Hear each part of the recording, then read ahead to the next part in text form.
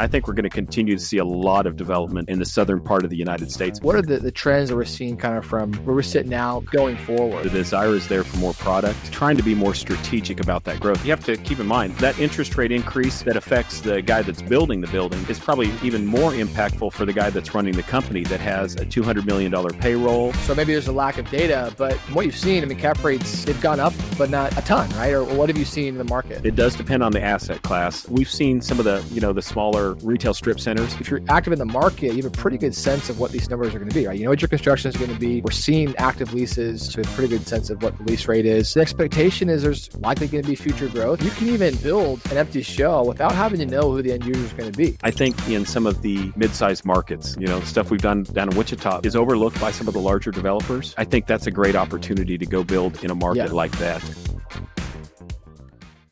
Hello, future billionaires. Welcome back to another episode of the Invest Like a Billionaire podcast. I'm your host, Ben Fraser, and today we have a fun episode for you. If you've been following us for a while, you know we're very excited about industrial real estate. There's a lot of opportunity here. So we brought on our good friend, Brent Peterson, who has been a broker in industrial real estate for many decades. And we've brought him on the show in the past. It's been just super helpful to understand just the broad strokes of what's happening in the industry. So we actually recorded this as a masterclass for industrial real estate. And we wanted to share it with our podcast audience because we figured this information would be valuable to everyone. So with that, I hope you enjoy this industrial real estate masterclass. This is the Invest Like a Billionaire podcast, where we uncover the alternative investments and strategies that billionaires use to grow wealth. The tools and tactics you'll learn from this podcast will make you a better investor and help you build legacy wealth. Join us as we dive into the world of alternative investments, uncover strategies of the ultra-wealthy, discuss economics, and interview successful investors.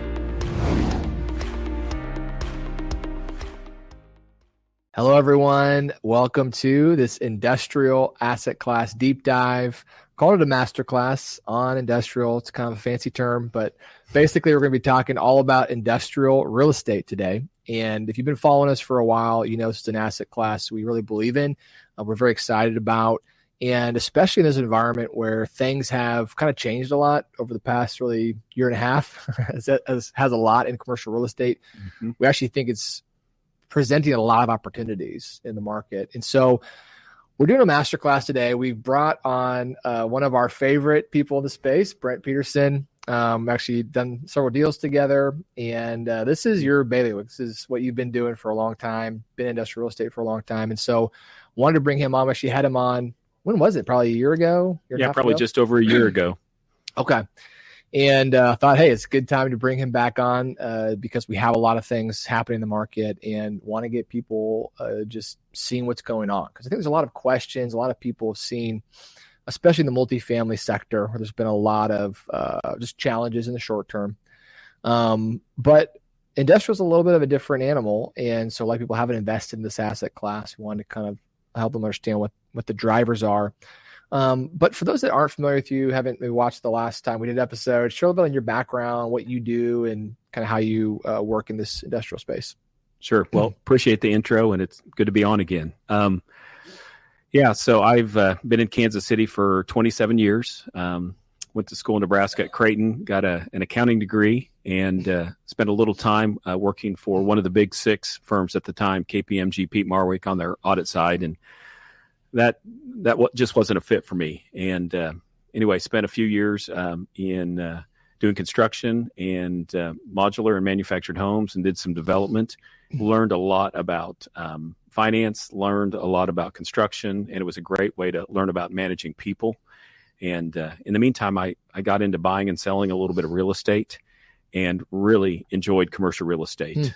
And about 20 years ago, I made it my sole endeavor. So I've been doing industrial and investment sales for the last 20 years, and work for a shop here in town called NAI Heartland. We're an international firm with local offices, and I joined them about a year ago as a partner with the firm, and was at my previous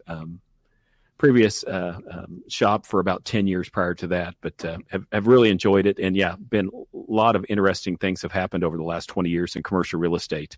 The size of the product, the investment appetite for the product and the proliferation of building across the country has been amazing to watch and be a part of. So yeah, it's been fun.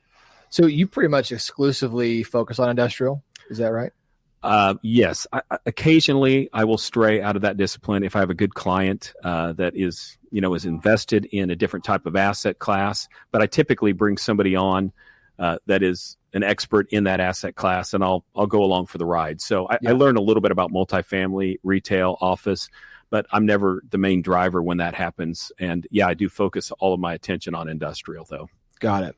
So talk a little bit about just the evolution of the industrial real estate sector, right? So a lot of people that are, investing in commercial real estate, most people are investing in multifamily apartments. It's kind of been the bread and butter for a lot of people. And you've heard of industrial, I've heard of a triple net lease investing, other types of things. But, what's really made this a pretty sophisticated asset class, a lot of capital that's seeking to get into it. And e-commerce has been a big trend. So talk a little bit about what's kind of driven this asset class to where it is now, and what's kind of taking it to the next level. Yeah, those good questions, and I'm probably going to repeat some of the stuff that I've mentioned on our previous podcast. But I think the biggest thing that has changed the industrial market is the amount of speculative industrial development that has happened. Kansas City, Wichita, across the Midwest and across the entire United States. People found out that if you build it, they will come. And, Kansas City is a prime example. Kansas City did not have a lot of speculative industrial development until about 2008 or 2009. And, one guy took a shot at it, built a great big industrial building and had no tenants for it, and got it leased up pretty quickly. And other people took note and they said, hey, this actually works. And, it was working prior to that in other markets, East and West Coast, and some down in the South where, you had bigger population bases, and more of a need. But like Kansas City, Wichita, other Midwest markets, they said, we have a need here as well. And because of the strategic location of a Kansas City or Wichita, you've got great highway access. You're right off of I-35, which is the main north-south thoroughfare that cuts through the United States. It makes a whole lot of sense to have a distribution facility in this market, or multiple distribution facilities in this market. So guys said, you know what? I can build a product. I can build a product with certain clear height, certain number of dock doors, certain decent column spacing. And there's a high likelihood that I'm going to get a user that will come in and take that space and lease it if I just build it. So it took one person to take the gamble, and it was proven successful in this market, and we were off to the races. So again, Kansas City wasn't, build it and they will come until about 2008, and it's changed. So yeah, that happened prior to COVID. I think what happened, it probably benefited from the big boom in e-commerce, right? So at the same time, we saw a huge growth in e-commerce, which was driving distribution needs. So now the Amazons of the world are trying to get their product to the end user, and so they want to have closer access points to where the populations are, at least to the highway systems to get to the population.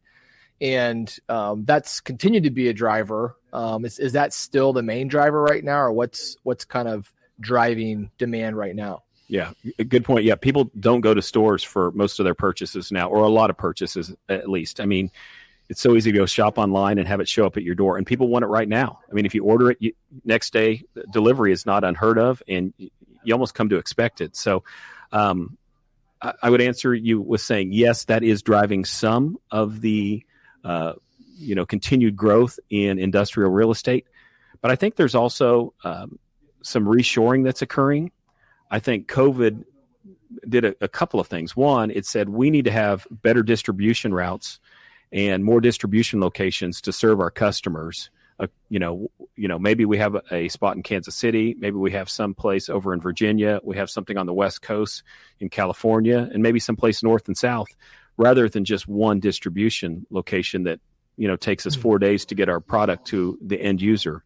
So that's continued to happen. And whether that's an Amazon or, some big e-commerce giant like that, or whether it's just a 3PL, a third-party logistics provider that is working for a client that needs to get product out the door quickly.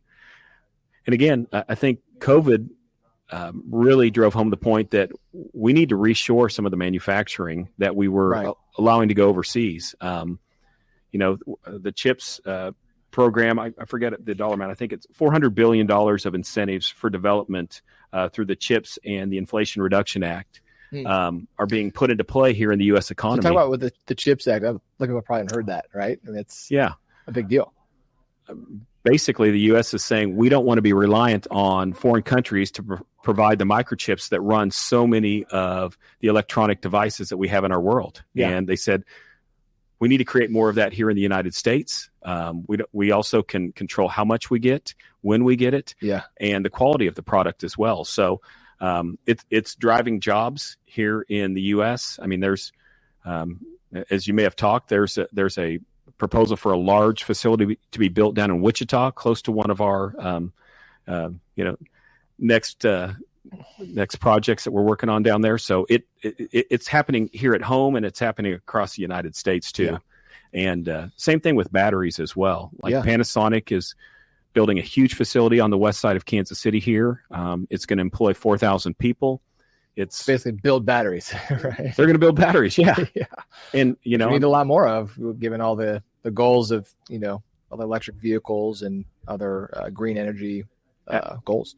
Absolutely. And I mean, and it's good for the economy when that happens too. So I think people take note of that. So it's not just chips, it's not just batteries, but we're trying to bring a lot of the core products that we need to drive our daily lives back to the U.S. And I think we're going to continue to see that as well. So, I mean, it's interesting. We've talked a lot about it in previous, episodes over the past few years on the reshoring trend and how kind of big of a deal this is, because it's kind of fundamentally rewriting these big decisions that these companies are making. And for so long, when I was in school, and it was all just in time, it was all export jobs. It was, create the maximum amount of efficiencies by creating a good supply chain.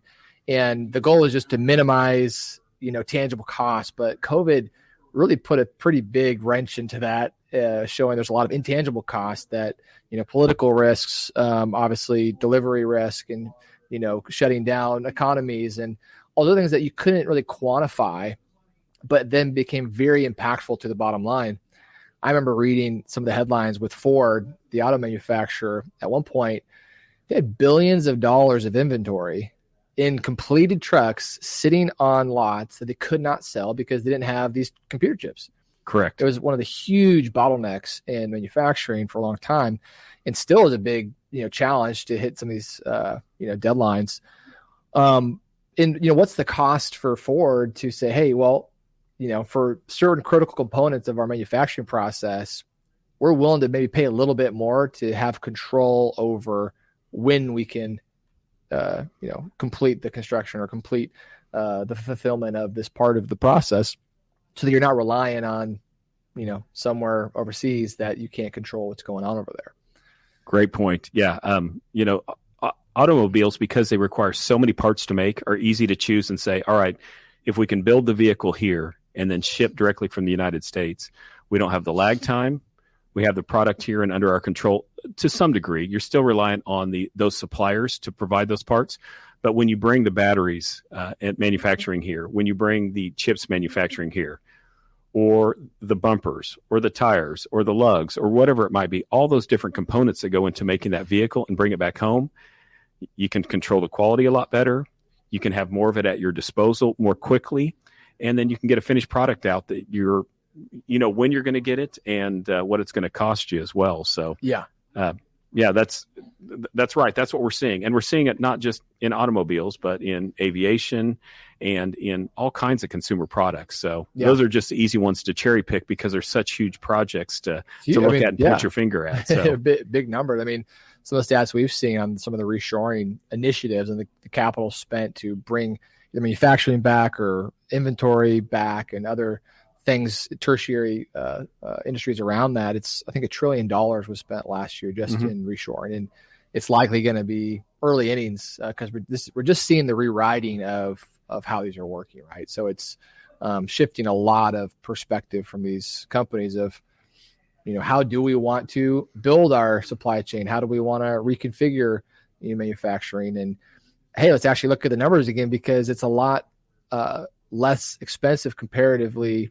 to 15 years ago to manufacture in the U.S. than it was, in China. Yes. Back then, it's not that much more anymore. And not only do you stimulate the economy and the growth, you have more control and other factors that are very valuable. Sure. And people like to buy American, and it's easy Sure. to sell, American made product too. So Yeah.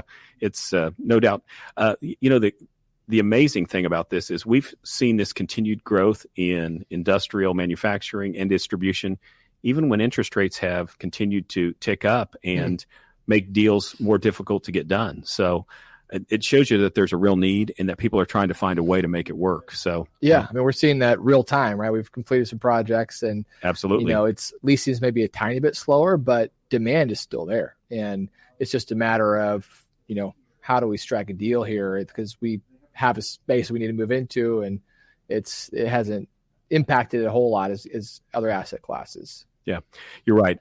We've seen slowdown in leasing without a doubt across the industrial sector, but it still is happening out there. But people are being more diligent about the process, and it does seem like deals are slower to happen. And again, I think that has to do with an election year. There's a little bit of uncertainty with the economy. I think with that, assuming we get some type of a rate reduction, if the Fed does lower rates, even a small amount, I think we're going to see a very positive movement from the economy out there. So, yeah, it's good. The interesting side of that, though, is the investment side of sales on these big industrial projects has really just slowed down, and it's because guys that have the product and they've got long-term financing locked in, and they may have done this deals, locked in. Long-term debt, and they're looking at their exit cap rate and they're saying, it just doesn't make sense. It makes a whole lot more sense for me just to hang on to this, see what's going to happen in a couple of years, and then look to sell it. So it's made the investment side of sales, slow down quite a bit across the entire country. So obviously we had a big boom in e-commerce. We've had kind of a more recent boom in reshoring. And is the type of product that users or tenants are looking for different than what it was 10 years ago? Or is it largely the same, but the mix is a little bit different? Maybe there's less distributors and more manufacturers, because, obviously there's still growth in e-commerce. It's not as fast of a rate of growth as it has been in the past. What are you kind of seeing from a mix standpoint? Is it changing a little bit from what it was before? I would say from 10 years ago that we are seeing more manufacturing, buildings and construction going on. As far as the distribution side of things, I think the product has changed a little bit. I mean, it started smaller, it became big, and we had a lot of groups looking for these huge bombers, 500,000 to 1 million square feet. And, that market has slowed down quite a bit actually over the last 12 to 18 months. Right. So we Kansas City's got a few million plus square foot buildings sitting on the market. So I'm sure that gives some angst to some of the, guys that have built those larger buildings, but the smaller product in that 100 to 300,000 square foot range has continued to do extremely well in this market and, across the country as well. So I think companies that are looking for new locations have maybe said, I can downsize a little bit and still make it work. And I don't need 1 million square feet to house this operation. Or even if they feel like they may need that, they put that on hold for the current time. So, yeah, some of the data I've seen recently is if you bifurcate the vacancy in the market by size of the building, if you kind of take out the 500,000 square feet and above from the sample you're looking at, it's less than, I think, 4% vacancy across the entire market for the properties in that 100 to 200,000 square foot availability. I mean, there's which is pretty much functionally,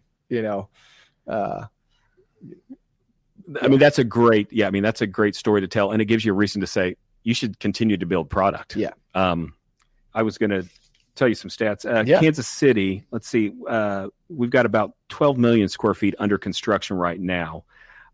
Most of that is already spoken for. You've got the Meta data center that is up by the airport. That's 1 million square feet. You've got Panasonic that's 4 to 5 million square feet. And you've got the Ace Hardware, which is 1.5 million square feet, all under construction right now. So you've got close to 7.5 million square feet that is already spoken for just in those 3 buildings, not to mention some of the other build-to-suits that are going out there.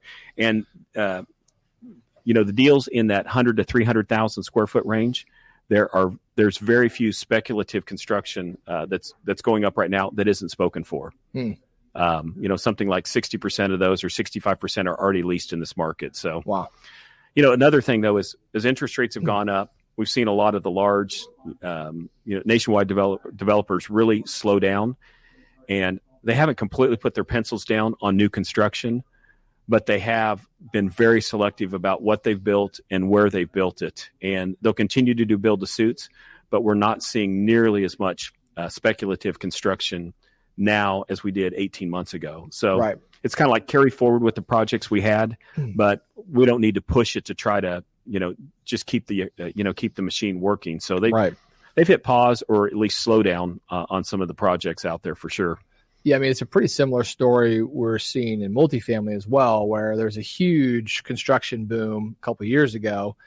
And when you had the cheap financing, demand was just rip roaring, economy's on fire, everyone's just building anything they could do.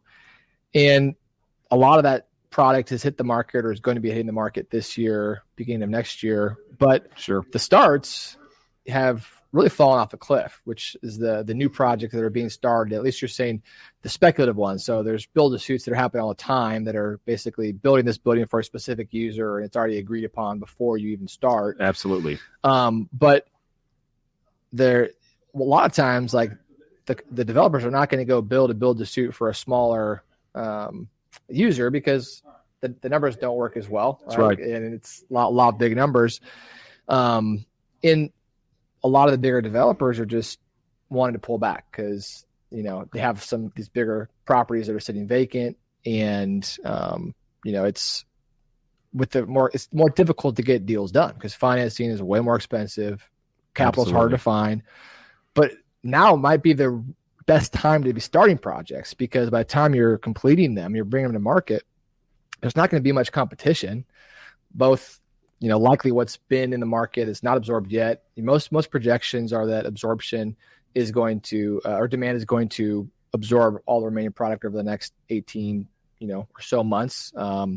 And now you have no competition from other new product that you're competing against, and you might be the only girl at the dance that you have the product for. That's exactly right. I've talked to 3 of those larger developers that build nationwide, and all 3 of them have said right now is probably the time where we should be building even more product, or we should still be, churning away because there's some real opportunity. The guys that are doing it are probably going to see the benefits from it. So it is a little scarier though, because financing is tougher. Yeah. And, the exit strategy is a little bit uncertain right now. I mean, you may have to hold that product for longer because you may not want to dispose of it once you've got it leased. At the cap rate that you can today. But you mentioned, multifamily and comparing it to industrial. And I think those two are very similar in a lot of ways. And the reason I say that is they've almost become a commodity to some degree. Yeah. Because you can really monetize, okay, what is my true NOI on that asset? I can put my own management group in. I may be able to nuance the numbers a little bit by either improving the efficiencies of how I manage it, or I may be able to boost the actual occupancy rate within that building. But I know roughly what I can make in multifamily if I buy this asset and I just continue to let rates go up a little bit. Industrial is not much different. Yeah. You're building so many of these buildings to similar size, specifications, highway access. I mean, it's a pretty simple template of what you need to do in order to meet the demand out there. And if you just build that, whether a buyer's looking at an industrial building that's an investment type of industrial building in Indianapolis or Kansas City or Chicago or LA or wherever, they can look at that market and they say, all right, I know what my NOI is. I can give it maybe a little plus or a little minus based upon the location, but here's my strike price for that asset. So I think it's real similar to what you'd find in multifamily too. Yeah, so absolutely. just a numbers game, really, Talk a little bit about, as the demand is shifting a little bit, the use case is maybe a little bit different. If reshoring, if manufacturing has become a bigger component of the U.S. economy again, how does that change some of the shifting from a broader perspective of where the big industrial hotbeds are? Historically, it's mostly been coastal because of all the imports that we would do. And it's not necessarily going to go away, but it seems to be shifting a little bit more to the nearshoring, like Mexico and the other trade relationships we have, and more Midwest that are now a lot of users are wanting the ability to be close to most major markets in a certain distance to where you have access, right? So talk about how maybe perspective has shifted a little bit on where a lot of the new opportunities are relative to the kind of old world of the big coastal gateway markets. Sure. Well, the manufacturers, have more than just distribution in mind when they look at a specific location. They're focused heavily on workforce a lot of times, and maybe workforce incentives. So, cost of that labor, quality of that labor, the education level, the unemployment rate is really, really critical to those folks. And then they will, obviously factor in, can I get my product from this small town America, if that's where the best labor market is, to all of my end users in an efficient manner? And they'll do that equation as well. But I think, by and large, I think there's probably more readily available labor in the South that will attract or continue to attract more manufacturing companies as they're considering the U.S. I think Mexico is going to continue to be a huge provider of product to the United States. I mean, I think it's overtaken China as the major importer to the U.S., and I think we're only going to continue to see that grow as time goes on. I was at a convention 3 or 4 months ago and met with another broker down in Laredo, Texas, and I was astounded by the fact of how much product comes through that market and how busy their distribution hubs are in that location. And it's because it's an easy corridor to get from, Mexico to the United States and distribute from there. So, again, I think we're going to continue to see a lot of development in the southern part of the United States. Also, the weather's more conducive to working all year round. You don't have sick days. You don't have the cold that you have to fight. Right. Yeah. People, I think, would rather deal with the heat than, 2 feet of snow on their roof and roads frozen up where they can't get product out. So, I think those manufacturers are going to look for markets like that and factor all those little items that matter to them into that equation and then continue to make decisions on where they want to be. But I would look heavily in the southern part of the United States if I were trying to, bet on that. So, yeah, I mean, it seems like a different calculus that users are using to determine location, right? Where historically, if it's just an import market and you're just trying to distribute as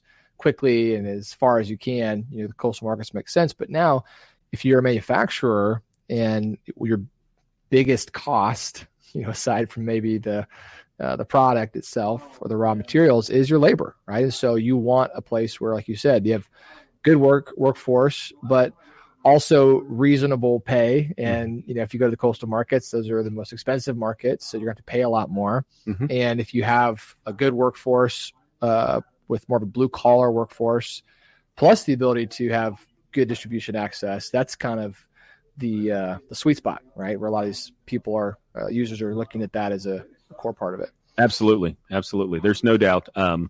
And it's interesting to be on the tours with those manufacturers to hear them talk about things that you don't hear from the same guys that are distribution users for a building. So they have a lot more questions for the local economic development folks, a lot more questions for people in politics there, because it matters a lot to them because that workforce is so critical to what they do. So yeah. Let's shift a little bit to just bigger picture. What are you seeing in the market, right? So you've been in this asset class for a long time. You've seen, ups and downs in different parts of the cycle. What are you seeing? We've kind of hit on a little bit here or there on absorption. We've hit the bigger spaces are sitting empty. A lot of developers are pencils down right now. Cap rates have gone up a little bit, so values have been impacted. Is it all negative? Is it, all bad time right now? Or what are the trends that we're seeing kind of from where we're sitting now, kind of summer of 2024 going forward? Obviously there's some unknowns with the election, with interest rates, but what are you seeing just with some of those conversations with the manufacturers, with the users of, how are they thinking about making decisions as a business and, growth and those kind of things? Sure. I mean, there's still a need out there. So the desire is there to expand. The desire is there for more product. And again, it's just trying to be more strategic about that growth, because you have to keep in mind that interest rate increase that affects the guy that's building the building. It's probably even more impactful for the guy that's running the company that has a $200 million payroll and has to buy, $500 million worth of product that he has, on hand at any one point in time. So that increase in the rate that they're borrowing at really impacts the amount of product that they can get and how quickly they have to get it out the door. So they, guys that are, making widgets really want to knuckle down and keep a very tight rein on, am I being as efficient as possible with that product? So again, people want to build it, and there's the desire to grow, but they have to have a compelling story why I need to grow right now, especially with the thought that interest rates may go down in the next 3 months or 6 months or whatever. So, and again, it seems like we do hit pause a lot of times during this election year. It seems like we do have a little bit of slowdown every 4 years. In commercial real estate, just because there's some uncertainty out there in the market.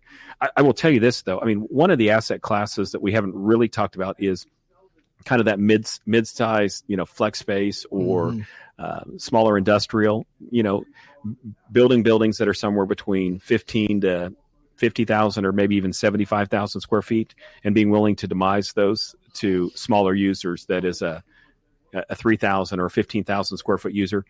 It's hard to build that product and have it penciled today. But if somebody's able to figure that out and build a quality product at a reasonably, fair price, lease rate wise, there is almost an unlimited supply of people that will consider that product. And the vacancy rate in that product has remained extremely low, at least in our markets here. So, yeah. What have you seen from cap rates right now, right? Obviously, interest rates have gone up. Fastest rate in history. It's put a lot of pressure on cap rates. We've seen transaction volumes just plummet, right? From the amount of deals that were done the year before to now is pretty crazy. So it's hard to get good data, right? Because a lot of people aren't willing to sell because they're saying, hey, the expectation is interest rates will go down at some point and capital will come back, and that will drive down cap rates. So maybe there's a lack of data, but from what you've seen, I mean, cap rates, they've gone up, but not a ton, right? Or what have you seen in the market? Yeah, it does depend on the asset class. Again, I dabble in retail and some other asset classes, and we've seen some of the smaller retail strip centers. The cap rates have gone up a little bit, but not a tremendous amount.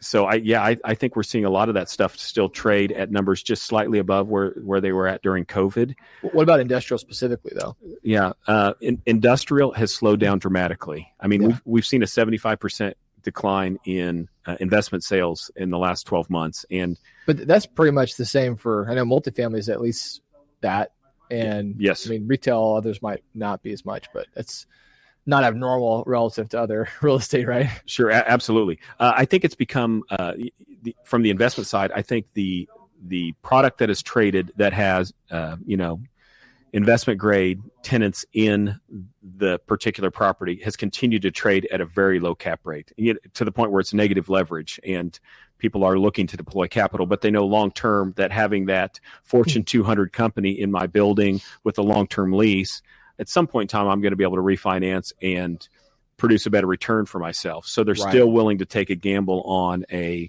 pretty sure tenant with a lower cap rate.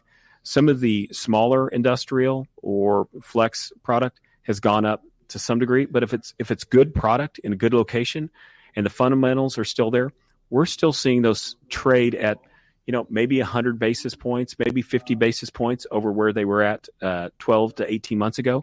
But those numbers have still held pretty strong over the last 12 months. So there is a desire, and I think there's a lot of capital waiting to go out there and acquire more assets. But again, like you said, if you sell it, if you own a good asset and you sell it, where are you going to go place your capital? Right. Yeah. Yeah. I mean, that's what a lot of guys are asking themselves, Totally. So I've got something good. Why would I go try to do something else with my with my cash right now? So. Right.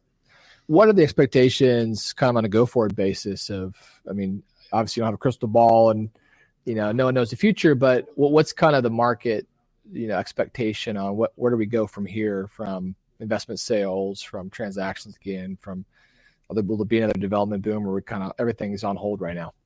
Yeah. I think most guys would say that, when we start seeing some rate reductions by the Fed, they're going to slowly start getting back into the market, building more product. And I think we'll start to see deal flow on the investment side pick up when that happens too. Because when guys are investing more, they need more capital in, so they're going to sell existing assets so they can keep the machine moving. So I think from a crystal ball perspective, it depends on how quickly rates drop. And I think the election plays a lot into that.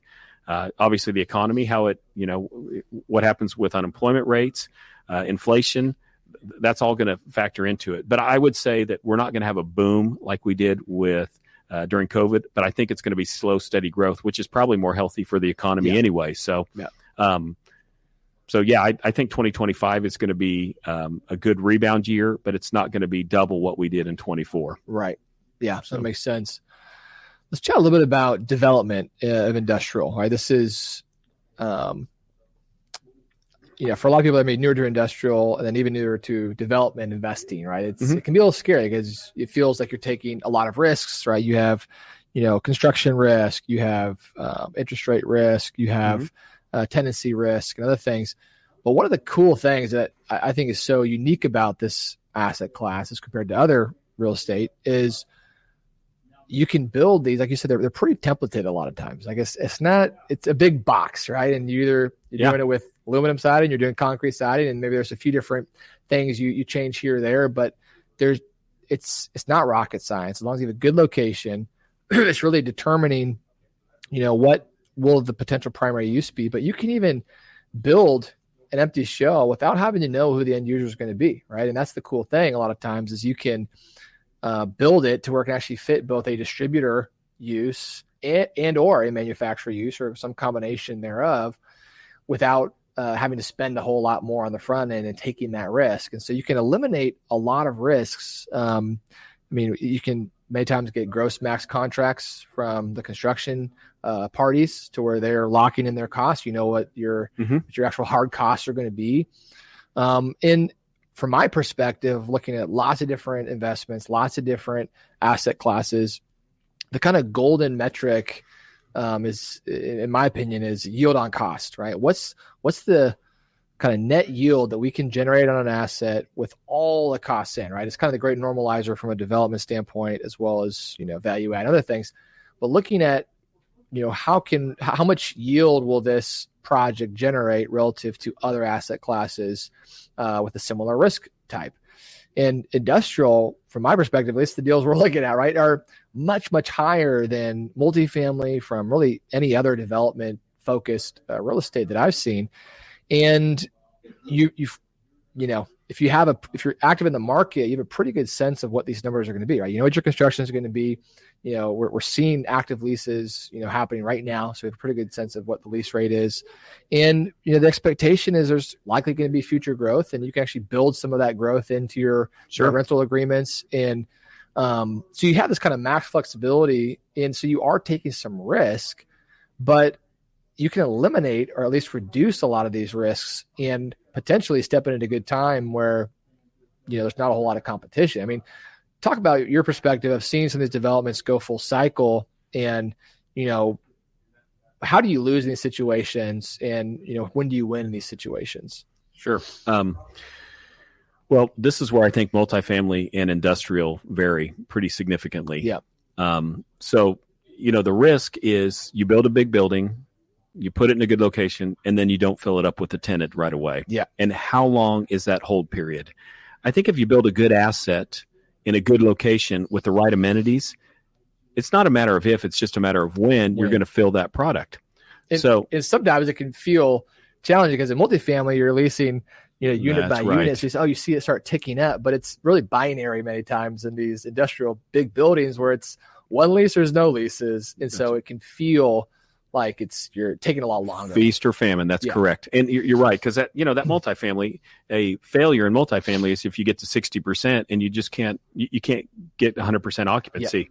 And it takes longer than you expected. But when you sit on an industrial building for 12 months or 18 months and you don't have a tenant in there, it becomes nerve-wracking. So big risk, big reward. That's why it takes a special group to go and build and develop this type of product, because there is risk involved with it. But if you plan for some potential vacancy and know that it may be a longer road to hoe, then you can make some great returns in this. So that's why the returns are so good in this industrial product, because it takes a lot of cash, one, and it takes some risk in order to make this work. So from a development standpoint too, construction costs have gone up dramatically.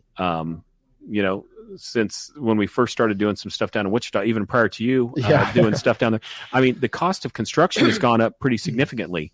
But I just looked and saw that rental rates in our market, kind of here in the Midwest, have gone up about 31% over the last 5 years.